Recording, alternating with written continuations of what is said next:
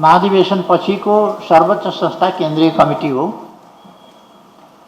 केन्द्रीय कमिटीका छलफल र सुझावहरू महाधिवेशनमा प्रस्तुत गर्नका निम्ति सर्वाधिक महत्त्वपूर्ण हो। तपाईहरुको धारणा, तपाईहरुको अवधारणा भन्दा पर दस्तावेज जाने कुरा हुँदैन। तपाईहरुको धारणा, अवधारणा अनुसार नै जान्छ। केही कुराहरुमा बुझाइमा कमी पनि रहेको हुन सक्छ। त्यसको आजै समाधान खोज्नु उपयुक्त नहुन सक्छ। भोलि पार्टी स्कुलले हाम्रा यावत वैचारिक समस्याहरूको बारेमा या वैचारिक समाजमा जुन प्रश्न छन्, आन्दोलनमा जुन प्रश्न छ, अथवा पार्टीले लिनुपर्ने वैचारिक प्रश्नहरूका सन्दर्भमा जुन प्रश्नहरू छन्, तिनीहरूका सम्बन्धमा प्रशिक्षण कक्षाहरू पनि सञ्चालन गर्नेछ। प्रशिक्षण कक्षा सञ्चालन गर्नका लागि हामीसँग पार्टी स्कुल छ। त्यसले नियमित ढङ्गले विविध वर्तमान आवश्यकता अनुसारका प्रशिक्षण कक्षाहरू सञ्चालन गर्ने पनि छ। हामीसँग नीति निर्माणमा सहयोग पुर्याउनका लागि नीति अध्ययन प्रतिष्ठान पनि छ। तर त्यो अहिलेसम्म नीति अध्ययन प्रतिष्ठान चलेको छैन। त्यो अबबाट नीति अध्ययन प्रतिष्ठान चल्नेछ। यो महाधिवेशन पछिदेखि अहिले अब महाधिवेशन त आइ नै सक्यो। आज 10 गते भयो, 15 गते, अब 4 दिन, 11, 12, 13, 14 चारवटा दिन बाँकी छ। त्यसपछि त हामी महाधिवेशनका हलमा हुनेछौँ। त्यसकारण अहिले अरू कुराहरू, महाधिवेशन बाहेक अरू कुरातिर हामी ध्यान दिन सक्दैनौँ। अहिले महाधिवेशनमा हाम्रो सारा ध्यान हुन्छ। महाधिवेशनलाई एउटा विचारको, हाम्रो पार्टीको विचारको थलो, हाम्रो विचार कसरी अझ व्यवस्थित, अझ सङ्गठित, अझ वैज्ञानिक, अझ धारिलो ढङ्गले कसरी अगाडि लाने, महाधिवेशनले त्यही काम गर्नेछ। त्यसै गरेर हाम्रो सङ्गठनलाई विचार आधारित, अनुशासित, एकताबद्ध, सुदृढ, व्यापक र गतिशील सङ्गठनको रूपमा हामी कसरी लान्छौँ, त्यसमा महाधिवेशनले विचार गर्नेछ। र हाम्रो राजनीतिक प्रतिवेदन, साङ्गठनिक प्रतिवेदन, ती कुराहरूले तिनै कुराहरूलाई जोड दिएको छ। र विधानले त्यस्तो विचार बोकेको त्यस्तो सङ्गठनलाई कस्ता विधि अन्तर्गत त्यसलाई बाँध्ने र सञ्चालन गर्ने, त्यो अराजक छरपष्ट नहोस्, त्यसका काम कारबाहीहरू विधिहीन नहुन्, विधिमा बाँधियो, विधिसम्मत हौन् भन्नका निम्ति विधानले व्यवस्था गर्छ। महाधिवेशनका कामहरू तिनै हुन्। हामीले बुझेका छौँ जस्तो लाग्छ मलाई। यो राजनीतिक प्रतिवेदन भनेर हामीले जो पेश गरेका छौँ, यो गरेका कामहरूको प्रतिवेदन अथवा रिपोर्ट मात्रै होइन। सामान्यतया प्रतिवेदन भन्दा गरेका कामहरूको रिपोर्टको रूपमा बुझिन्छ। तर हामीले बुझ्न पर्छ, कहिले कहिले पोलिटिकल रिपोर्ट भनेको गरेका कामको फेरिस्त मात्रै होइन। गरेका कामको फेरिस्त भन्दा बढी त्यो पोलिटिकल रिपोर्ट भन्छौँ हामी। त्यसकारण कार्य प्रतिवेदन नभनेर राजनीतिक प्रतिवेदन भन्छौँ हामी। त्यो राजनीतिक प्रतिवेदनले हाम्रा विचारहरू, हाम्रा गन्तव्य के हो, हाम्रो गन्तव्य, त्यो गन्तव्यमा हामी कसरी पुग्न सक्छौँ, गन्तव्य निर्दिष्ट हुनुपर्छ। हामी त्यस गन्तव्यमा पुग्ने हाम्रा नीतिहरू के हुन्, हामी कस्ता इन्स्ट्रुमेन्टका साथ, विचारको प्रश्न आउँछ एकातिर, अर्कातिर इन्स्ट्रुमेन्टको प्रश्न आउँछ, औजारहरूको। त्यो भनेको सङ्गठन, पार्टी सङ्गठन, जनवर्गीय सङ्गठन, पेसागत सङ्गठन, सामुदायिक सङ्गठन, अरू विभिन्न प्रकारका सङ्गठनहरू, स्थायी प्रकारका प्रकृतिका सङ्गठनहरू, अस्थायी प्रकृतिका सङ्गठनहरू, यी विभिन्न प्रकारका सङ्गठनहरू, यिनलाई कसरी तयार गर्ने, सशक्त बनाउने र प्रभावकारी ढङ्गले परिचालन गर्ने। अर्को मुख्य विषय आन्दोलनका यिनै हुन्। त्यसो गरिरहँदा हामीले समाजको वास्तविक अवस्था के हो, यथार्थ स्थिति के हो, त्यहाँको वर्गहरूको परिवर्तन भइरहेको स्थिति, समाजको परिवर्तन भइरहेको स्थिति, चेतनाको परिवर्तन भइरहेको स्थिति के हो, परिवर्तित सन्दर्भ के हो र अहिलेको अवस्थामा वर्गहरू कस्ता कस्ता छन्, वर्गका प्रतिनिधि शक्तिहरू कस्ता कस्ता छन्, तिनका हितहरू, तिनका इन्ट्रेस्ट, स्वार्थहरू कसरी प्रतिबिम्बित भइरहेका छन्, यी पक्षहरू। अर्को कुरो, ठुला ठुला देशहरूमा पनि बाह्य शक्तिहरूले हात हाल्ने कुराहरू हुन सक्छ, हुन्छ नै। ठुला ठुला देशहरूमा पनि भने हाम्रो जस्तो सानो देशमा आफ्ना इन्ट्रेस्ट, आफ्ना रुचि, आफ्ना स्वार्थ, ती कुराहरूलाई हेरेर त्यस अनुसार बनाउनका लागि बाह्य शक्तिहरूले पनि हात हालेका हुन्छन्। कस्ता कस्ताले कति मात्रामा कुन ढङ्गले हात हालेका छन् र त्यसको समाधान हामी कसरी दिन्छौँ, त्यस्ता कुराहरूलाई रोक्छौँ कसरी, न्यूनीकरण गर्छौँ कसरी, रोक्छौँ कसरी, र हाम्रा राष्ट्रिय हितहरू, राष्ट्रिय स्वाधीनता, जसभित्र बाह्य हस्तक्षेपका कुनै पनि रूपलाई हामी अस्वीकार गर्ने कुरा कसरी गर्छौँ। हाम्रो आन्दोलनका विषयहरू यिनै हो। कस्ता कस्ता शक्तिलाई सङ्गठित गरेर हामी कसरी कसरी अगाडि बढ्छौँ, यिनै हुन्। वर्ग विश्लेषण, वर्ग शक्तिहरूको प्रतिनिधि शक्तिहरू, वर्ग आफै वर्गको रूपमा मात्रै प्रस्तुत हुँदैन, त्यसका शक्तिहरू अगाडि बढ्छन्, त्यसका प्रतिनिधि शक्तिहरू, प्रतिनिधि पात्रहरू हुन्छन्, प्रतिनिधि शक्तिहरू हुन्छन्, प्रतिनिधि प्रवृत्तिहरू हुन्छन्, प्रतिनिधि त्यसका अरू क्रियाकलाप हुन्छन्। ती सबैलाई हामीले ठिक ढङ्गले बुझ्न पर्दछ र हाम्रो प्रतिवेदनले स्वाभाविक रूपमा यसका लागि विगतको मूल्याङ्कन गर्दछ। विगतमा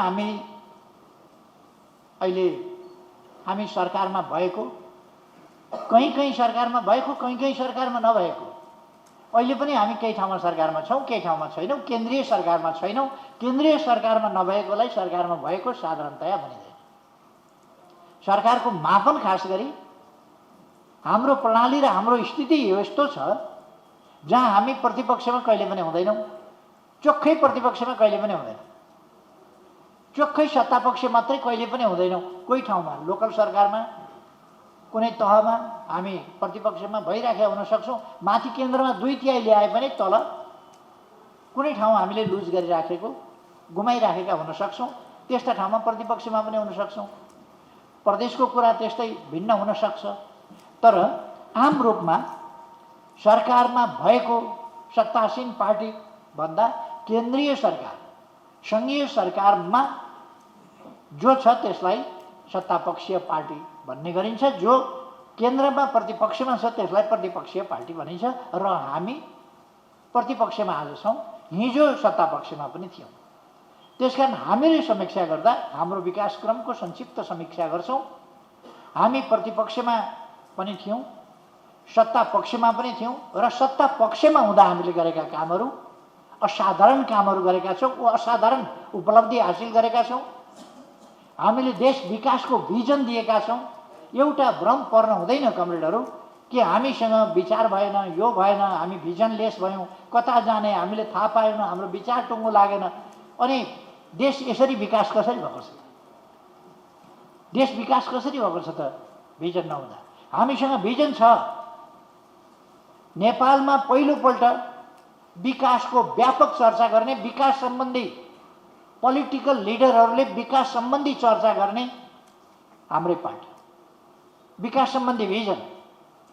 हामीसँग राष्ट्रियता सम्बन्धी भिजन छ, हामीसँग लोकतन्त्र सम्बन्धी आफ्नो भिजन छ र उन्नत भिजन छ, व्यवस्थित भिजन छ। हामीसँग विकास सम्बन्धी, सुशासन सम्बन्धी, सामाजिक न्याय समानता सम्बन्धी, समाजका समस्याहरू समाधान गर्ने सम्बन्धी हामीसँग भिजन छ, हामीसँग दृष्टिकोण छ र हामीले ती दृष्टिकोणहरू व्यवस्थित ढङ्गले प्रस्तुत गरेका छौँ। हरेक विषयमा हाम्रा दृष्टिकोणहरू व्यवस्थित छन्। शिक्षा सम्बन्धी हाम्रा नीतिहरू, स्वास्थ्य सम्बन्धी हाम्रा नीतिहरू, मानव विकास सम्बन्धी हाम्रा नीतिहरू, तिनै नीतिहरूको प्रतिफलस्वरूप त मानव विकास सूचकाङ्कमा हामी उल्लेख्य ढङ्गले अगाडि बढेका छौँ। सुशासनको सम्बन्धमा, सामाजिक लोक कल्याणकारी राज्यको अवधारणाको सम्बन्धमा, समाजप्रति राज्यको उत्तरदायित्वको सम्बन्धमा हाम्रा कन्स्ट्यान्ट नीतिहरू छन्। अगाडिदेखि त्यसलाई हामीले अझ विकसित र परिमार्जित गरेका छौँ। यी नीतिहरू विकसित र परिमार्जित गरेका छौँ हामीले। त्यसकारण हिजोभन्दा कतिपय कुरा सरकारमा नहुँदा प्रतिपक्षमा हुँदाका विषयहरू र सरकारमा गएपछि विषयहरू, सरकार सञ्चालन गर्नुपर्ने हाम्रो अभिवारा र हामीले तोकेर निर्दिष्ट गरेका अभिवारा पुरा गर्ने तयारी, त्यसका निम्तिका अरू नीतिहरू, कार्यक्रमहरू, ती कार्यक्रम कार्यान्वयन गर्ने आवधिक योजनाहरू, ती योजनाहरूका विषयगत र योजनागत लक्ष्यहरू, ती सबै निर्दिष्ट गरेका छौँ र हामीले त्यसै अनुसार देशलाई अल्प विकसितबाट विकासशीलमा सिफारिस गर्ने बिन्दुमा पुर्याएका छौँ। 14वटा विकास सूचकाङ्कमा हामी उल्लेख्य प्रगति गरेर अगाडि बढेका छौँ र अरू थुप्रै कुराहरूमा पनि इन्टरनेसनलले हामी अब दिगो विकास लक्ष्य समयभित्र पुरा गर्ने भनेर हामी तीव्र गतिले अगाडि बढिरहेका थियौँ। तर त्यसमा अलिकति कोभिडले हामीलाई धक्का दियो यो 2 वर्ष। तर पनि हामीले धेरै सर्वनाश हुन दिएनौँ। हामीले असाधारण काम गरेका छौँ। यत्रो कोभिडको महामारी केही पनि नभएको स्थितिबाट स्वाब टेस्ट पनि पहिलो टेस्ट हङकङमा गराएको अवस्थाबाट हामी आज यति सुदृढ ठाउँमा पुगेका छौँ।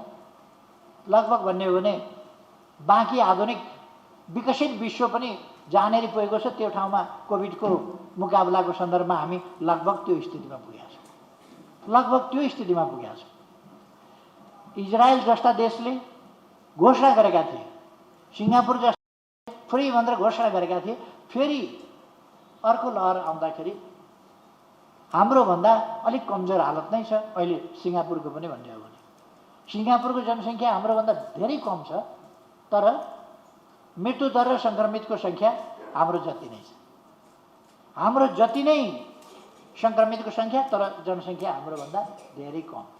त्यसले हाम्रो स्थिति हामीले धेरै सम्हालेका छौँ भन्नुपर्छ। हाम्रो मेहनतले नै यो सम्हालिएको हो।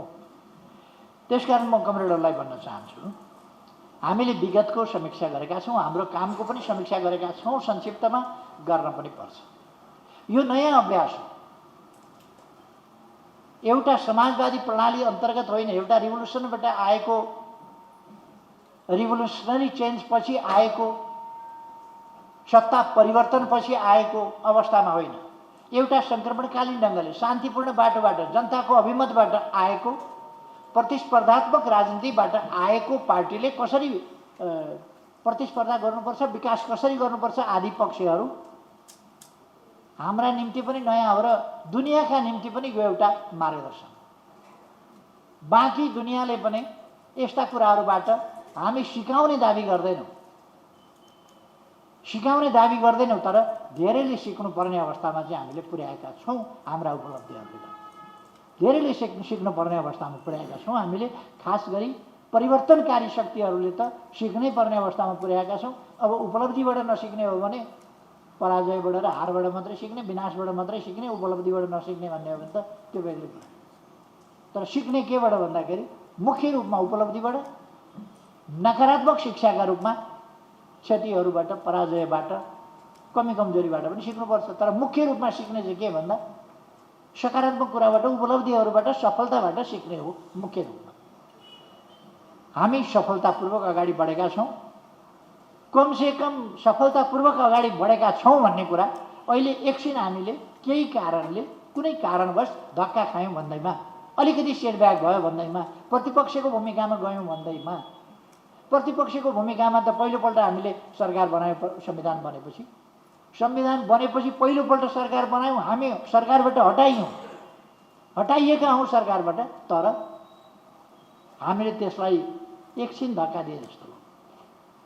तर त्यस कुराले हामीलाई खासै नोक्सान भएन, हामी सम्हालिएर अगाडि बढ्न सक्यौँ। फेरि पनि हामी सम्हालिएर अगाडि बढ्न सक्छौँ। त्यो हाम्रो विचारको हिसाबले सक्छौँ, सङ्गठनको हिसाबले सक्छौँ, हाम्रा विगतका कामहरूको हिसाबले सक्छौँ। हामीले जनतामा भन्ने कुरा कसरी भोट माग्न जाने होला भन्ने स्थिति छैन, हामीले के गरेका छौँ र भन्ने स्थिति छैन।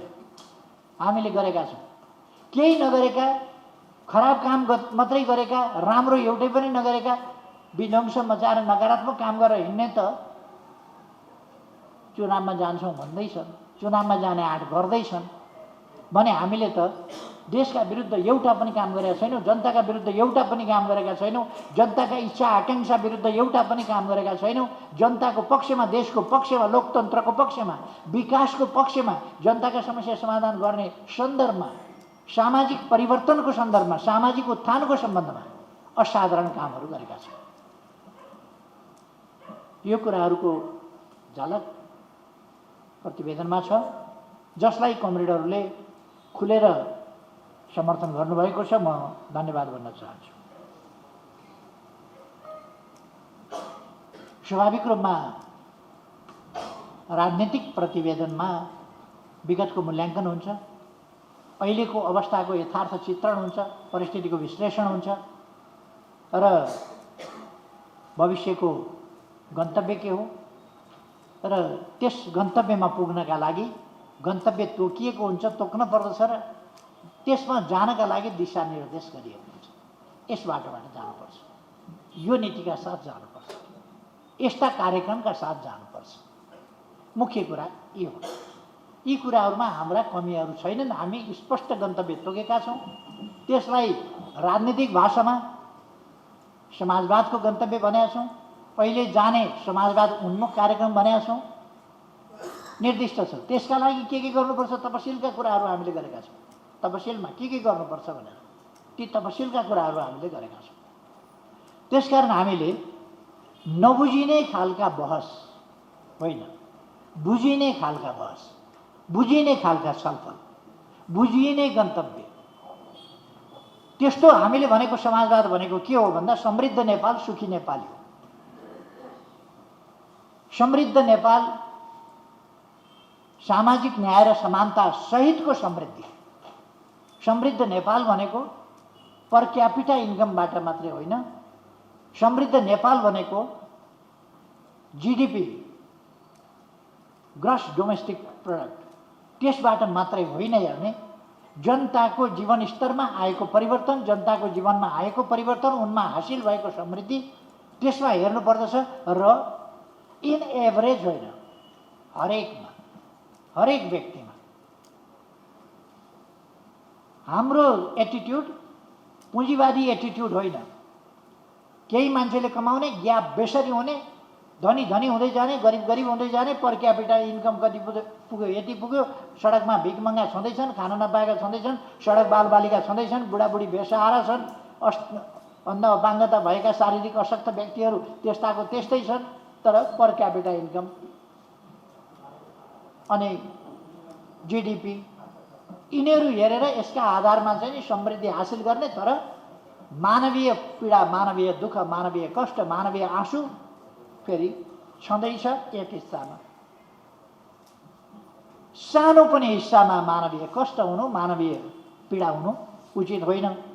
त्यसकारण हामी सामाजिक न्यायको कुरा गर्दछौँ, उत्पादन उत्पादकत्व मात्रैको कुरा होइन, वितरणको पनि कुरा गर्दछौँ। यसै कारण कमरेडहरूले सजगतापूर्वक नै कुराहरू उठाउनु भएको छ। समाजको सबै हिस्सा, कोही पनि पछाडि नपरोस् है, वर्ग, जाति, समुदाय, क्षेत्र, कोही पनि पछाडि नपरोस् है।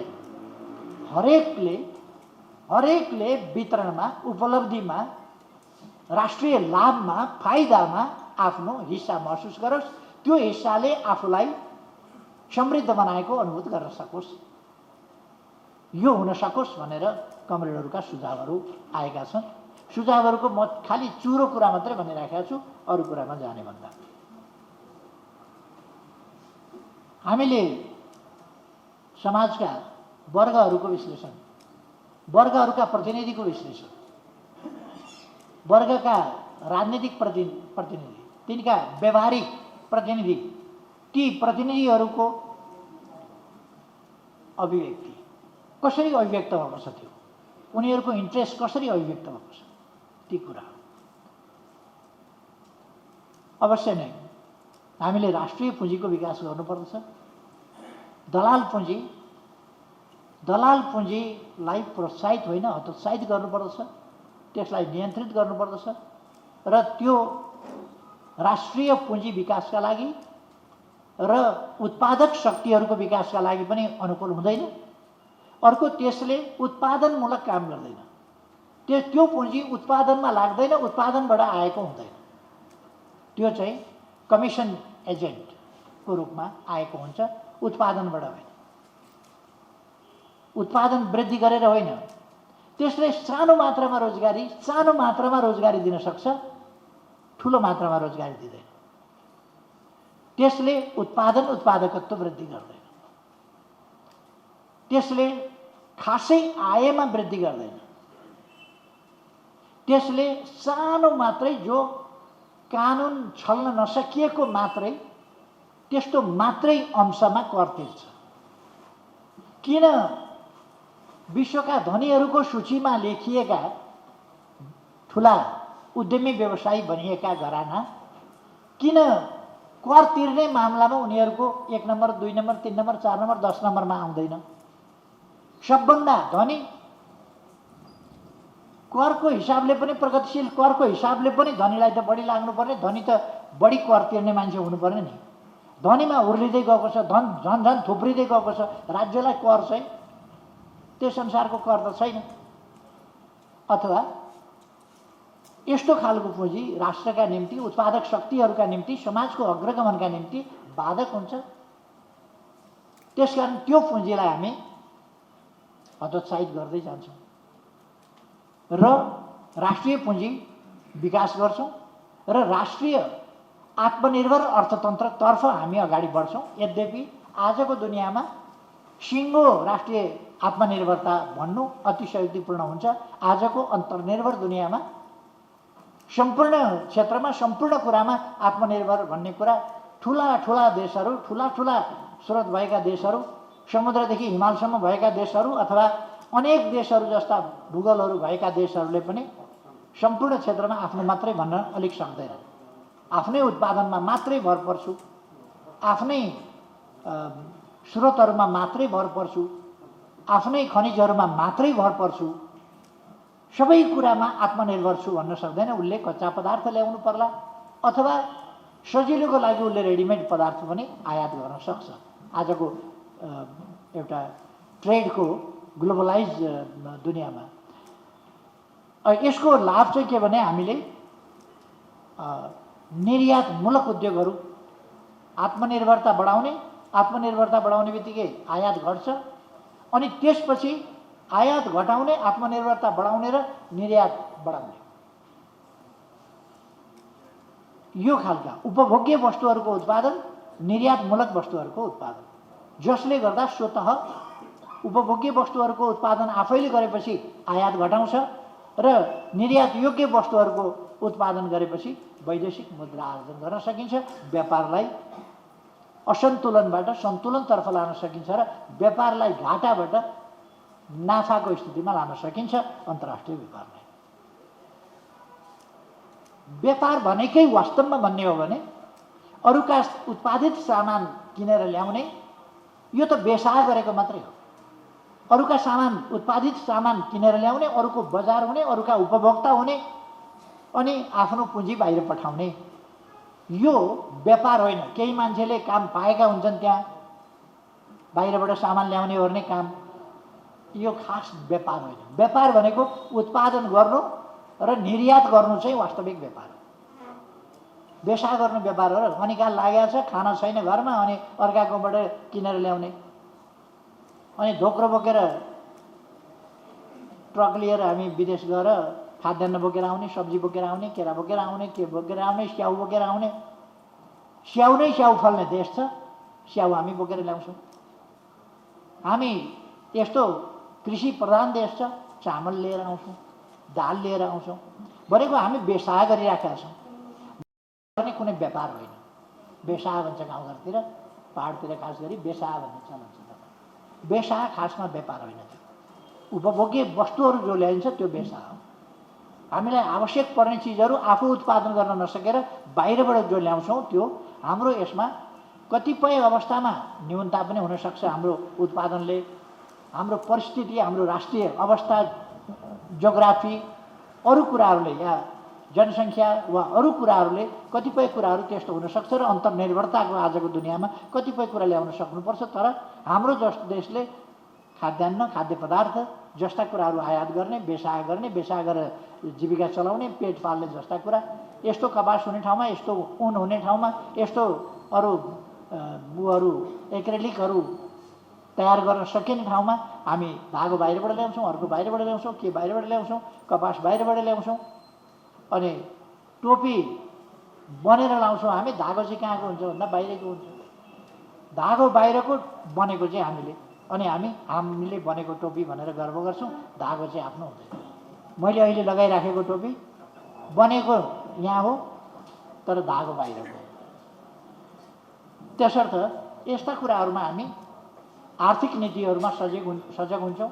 बाह्य सहयोग अथवा लगानी हाम्रो आवश्यकता, हाम्रो प्राथमिकतामा मात्रै लिन्छौँ। हामीले यो 3 वर्ष बाह्य अनुदान र बाह्य लगानीको सन्दर्भमा, खास गरी बाह्य अनुदान र ऋण, त्यस मामलामा अत्यन्तै सचेतनतापूर्वक अडान लियौँ, सङ्घर्ष गऱ्यौँ। धेरै कुराहरूलाई हामीले रिजेक्ट गर्यौँ र मैले प्रधानमन्त्रीको हैसियतले निर्देशन दिएँ कि हामीलाई कहाँ आवश्यकता छ ऋण अनुदान, कहाँ आवश्यकता छ हामीले खुट्याउनु पर्यो, हामीले तोक्नु पर्यो, हामीले प्रस्ताव गर्नु पर्यो, हामीले माग्नु पर्यो र ल्याउनु पर्यो। अरूले तिमीलाई यहाँ ऋण चाहिएको छ, यहाँ अनुदान चाहिएको छ भनेर दिने होइन। र त्यो पनि कसरी खर्च हुन्छ, त्यसलाई हामीले कसरी सच्याउँदै लग्यौँ, त्यसको अहिले म सविस्तार चर्चा गर्न चाहन्न। त्यसकारण म कमरेडहरूलाई के भन्न चाहन्छु भने हामी नीतिहरूमा अस्पष्ट छौँ भन्ने होइन, विकासका नीतिहरूमा, देश कसरी अगाडि बढाउने भन्ने नीतिहरूमा बहुतै स्पष्ट छौँ र जनताको बहुदलीय जनवादले हामीलाई स्पष्ट मार्गदर्शन गरेको छ। हरेक क्षेत्रमा यो एक पेजमा एउटा कुनै ठाउँमा 2 पेज लेखिदिएको जस्तो, छ्यास नाम उल्लेख गरेको जस्तो विषय होइन, सविस्तार। यसो गर्दाखेरि स्वाभाविक रूपमा जनताको बहुदलीय जनवाद 5औं महाधिवेशनमा हामीले जो पारित गऱ्यौँ त्यसको भ्रूण, त्यसको तयारी 4थो महाधिवेशनमै त्यसका लक्षणहरू प्रतिस्पर्धात्मक बहुदलीय लोकतान्त्रिक प्रणाली भनेर हामीले भनिसकेका छौँ। प्रतिस्पर्धात्मक लोकतान्त्रिक प्रणाली 4थो महाधिवेशनमा भनिसक्यौँ। त्यसका लक्षणहरू के आइसकेका छन् र त्यसलाई हामीले पछि विकसित गर्यौँ। अहिले 5औं महाधिवेशनका कुराहरूलाई यति ठुलो परिवर्तन भइसकेको छ, साथीहरू भन्नुहुन्छ यति परिवर्तन भइसकेको छ। त्यसबेला हामीले सरकार बनाएका थिएनौँ, त्यो अन्तरिम कालमा 1 जना मात्रै हामीले पठाएका थियौँ। त्यसभन्दा उता सरकारमा बसेको कुनै अनुभव हामीसँग थिएन हो।